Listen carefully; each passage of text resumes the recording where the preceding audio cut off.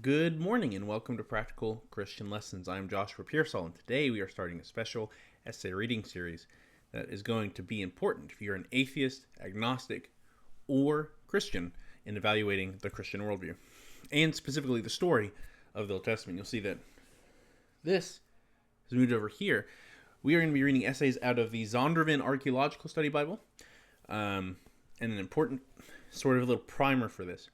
One critique you hear in the modern day, and this is a critique many atheists and agnostics will level, and I want to challenge this critique, which is why, if you're an atheist or agnostic, please watch this series, engage in this discussion. It's very important, because if we're right, well, there's big consequences if we're right. And for Christians, this is important as an apologetic tool to sort of help us address this claim. There is this idea that in the ancient Near East, Judaism was sort of a development out of the culture around them. And that's where pretty much everything came from. Their belief in God, their cultural ties, their laws, etc. This is a shift about 50, 60, this point probably 70-ish years ago, around the 60s, and a little bit earlier. There was a shift in biblical scholarship. And let me see if I have my notes here. A book I highly recommend on this is going to be The Bible Among the Myths, Unique Revelation or Just Ancient Literature by John Oswalt. My physical copy's in the mail. I've read my digital copy, and I loved it so much I had to order a physical one. It examines this claim and says that this claim is wrong. The older claim, which stood for a long time, was that the Old Testament and its theology was unique and did not come from this type of development. As John Oswalt would argue, and you don't have to agree with this, I agree with this clearly, is that this came out of divine revelation. That is why it's so unique in comparison to the cultures around it. Whereas the modern thought is that it's not unique. So it kind of comes from two different approaches. One is focusing on the differences, right? What makes Judaism and ancient Israel unique? And then the modern one focuses on similarities and what makes them, and how the Judaism and the Old Testament is similar to the cultures around it, right? They both have a deity they worship that is above all the other deities, things like that, etc. And one lifts, when you focus on the similarities and make that your primary thing, you get to this idea that Judaism and such develops and is sort of its own natural evolution. Whereas if you focus on the differences, and I would say this is the correct approach, you see how stark those differences are. That this can't have just been a development. That the things that make the Old Testament and Judaism unique compared to the ancient Near East cultures are so starkly different. It cannot have just been a development from what already existed. It's too different. And that's with its laws, that's with its culture, that's with its theology, with everything. And I could harp on this book for forever. I highly recommend getting this book. But that's its premise, and that's its argument. And I think these Zondervan essays, now we're not going to go through every essay in this book, but I'm going to go through a fair amount. Do a good job of showing that.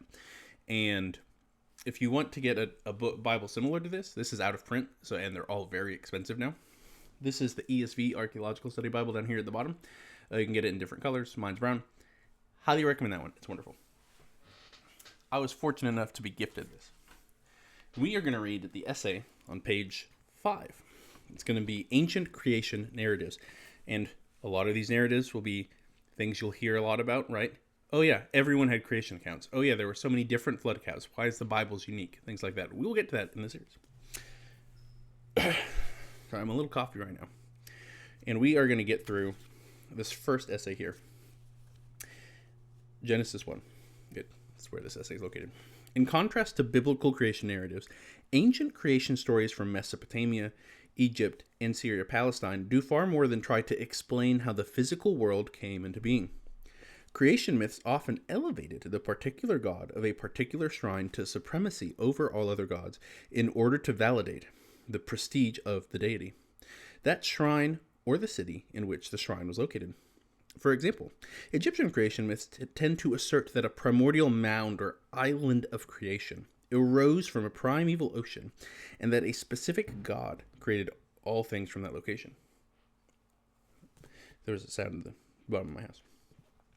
Several Egyptian shrines, however, claimed to be the site of that primordial mound and asserted that the god of their respective shrine was the great creator god. At Memphis, it was Ptah. At Hermopolis, it was Thoth. At Heliopolis, it was Re-Atum. Here, a sacred stone was said to mark the very spot where Re-Atum, in the form of a Bennu bird, alighted and initiated the creative process.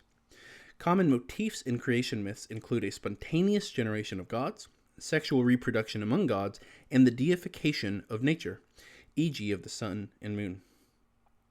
A creation myth often focuses on geographic and other elements unique to the shrine associated with the myth. An Egyptian myth, for example, may pay special attention to the creation of the Nile. Sometimes creation myths relate battles between gods and the monsters of primeval watery chaos, through which one or more deities rises to supremacy. Sometimes creation occurs when a god defeats a primeval monster and divides its body into two parts, which become heaven and earth, or earth and sea, etc. The Babylonian creation myth, Enuma Elish, describes the god Marduk's defeat of Tiamat, the mother goddess and sea monster. After a terrible battle in which Marduk slays Tiamat, he cuts her body in half like a fish for drying, and uses it to form the heavenly dome. This victory purportedly establishes Marduk's supremacy among the gods. Greek creation myths are similar. After initial chaos, the primordial deities Gaia, the earth goddess, and Uranus, the sky god, emerge. A series of monster-like gods like Kronos, Typhon, and the Titans is born to them, but Zeus, the son of Kronos, defeats these beings and establishes the present world order. Humans in creation myths from various sources are typically created as drudges to perform the gods' dirty work. Some myths depict humans as the gods' slaves, whose primary function is to feed them with their sacrifices. The Genesis account implicitly challenges the claims of these ancient creation myths by affirming God's unity and sovereignty, by portraying the heavenly bodies and great sea creatures as his creations, and by presenting humans as God's stewards and indeed image bearers, rather than an afterthought born of divine need or laziness. The Genesis creation narrative refers to the sun and moon as the great light and the small light. Why? By describing these celestial bodies in this way, the Bible reduces them to the status of mere physical objects that rule only in the sense they emit light and demarcate the calendar.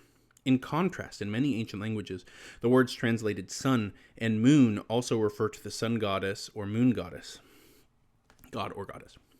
For instance, the Hebrew word translated sun is Shemesh, but Shamash is also the name of the Mesopotamian sun god.